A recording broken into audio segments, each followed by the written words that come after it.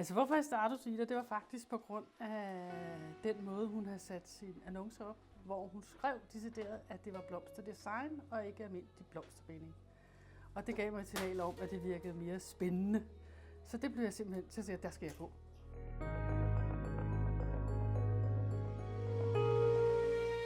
Ja, man skulle jo bare starte hos Ida, for hun er en fantastisk lærer, hun er super dygtig, og man bliver inspireret hver eneste gang, man er her. Og jeg har en kollega, hvor jeg har sagt til, at du bliver simpelthen nødt til at komme med her, fordi det er bare anderledes at gå til blomsterdesign end blomsterbinding, fordi der er så mange udfordringer i de her ting, som Ida hun udvikler os, og man kommer til at tænke kreativt selv.